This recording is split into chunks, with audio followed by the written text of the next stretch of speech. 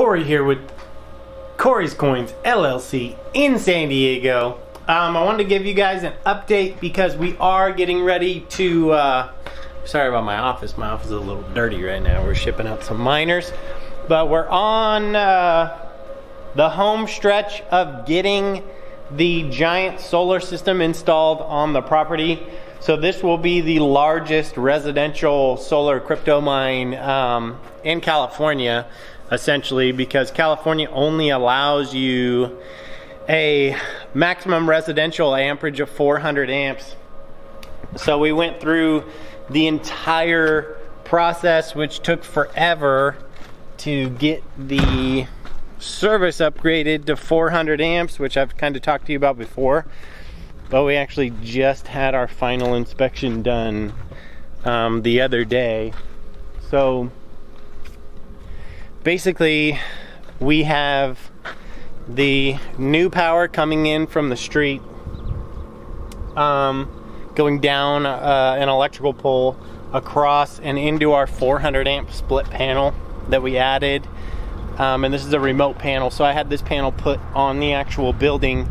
And then what ended up being the biggest pain in the butt for this whole, just getting the whole panel upgrade signed off, was actually kind of derating what used to be the main panel on the house and making the main panel on the house now has to be a sub. So this just has a cover on it. There's no power coming into this panel anymore from above, or what used to be from the street up here. It's actually being fed by a 100 amp main breaker that's coming from the building sub. And so that meant that the current solar system that's on the house, that feed had to be moved furthest away from the feed in the panel, which meant we had to move all this stuff up to the top, which was a huge pain in the butt. All those wires had to be extended. And also, if you know anything about electrical, you know that on a main panel your grounds and your commons are all shared. They're not separated.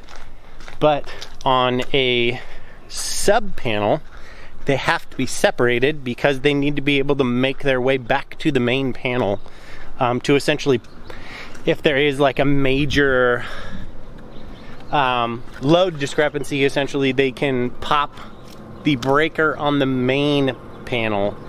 Otherwise that short will stay local to the sub, and that's not what you want. You want anything that gets fed to be back fed to the main to kill the power at the beginning of the chain, essentially. So but what's happening is in about a week they're gonna start putting up the giant solar system here. So the plan is they're gonna add the entire roof of this 30 by 60 steel building on both sides. They're going to add as many 480 watt solar panels as possible, and then we will be able to offset, hopefully, all of our miners and everything that we have running here in the mining room inside the building.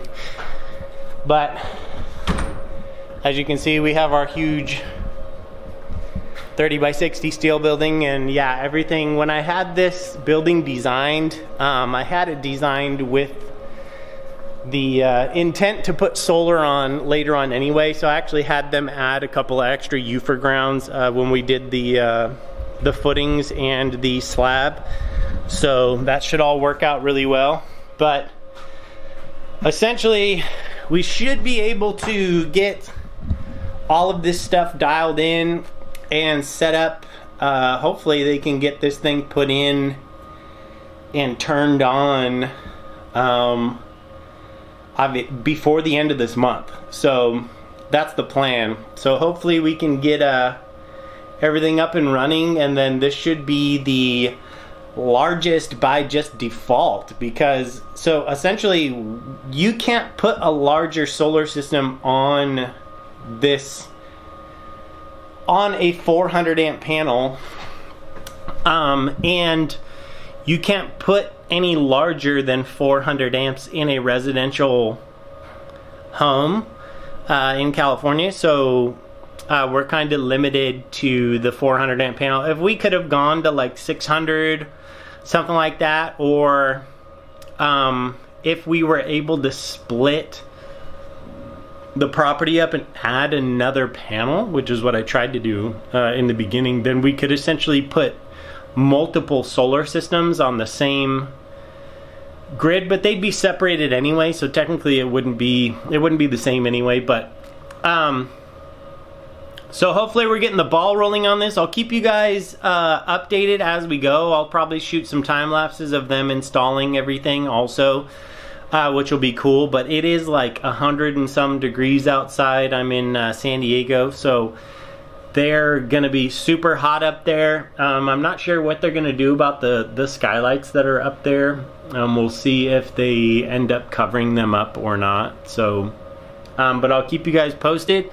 Hopefully you guys will enjoy coming along for the ride, and we'll have a massive solar system. Just what's crazy is, like, even with that giant solar system, you look inside the mining room of like what's actually using all of that power, and it's like, you know, 10 little boxes of computers, which is like counterintuitive to think about, that there's this huge area of solar panels and it's all just being boiled down to power that can be used by, you know, a few computers. But ultimately, you know, if Biden doesn't completely ruin the entire country and all the markets, these will be profitable eventually to be running.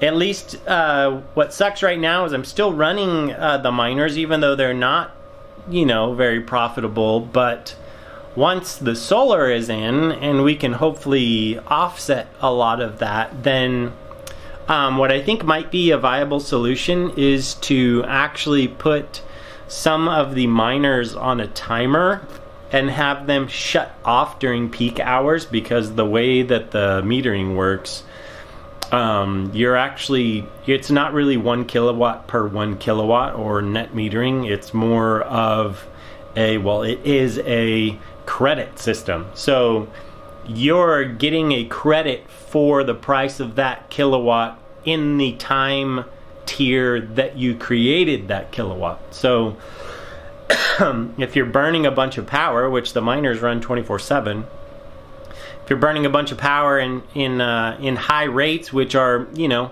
upwards of 55 cents per kilowatt here in San Diego, in peak hours, then you're, you know, and you created all your power, essentially your credits are only worth, you know, the base 36 cents per kilowatt hour, then you're losing, you know, money. Essentially, you're only getting back a very small percentage of what you put back.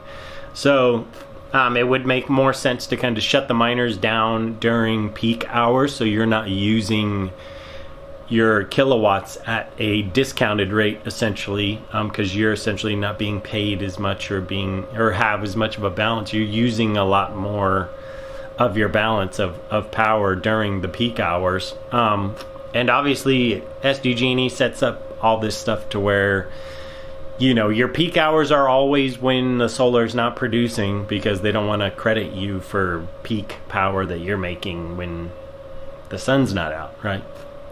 So those are just some things to think about, but I'll keep you guys posted as we go. Hopefully you like it. Keep mining.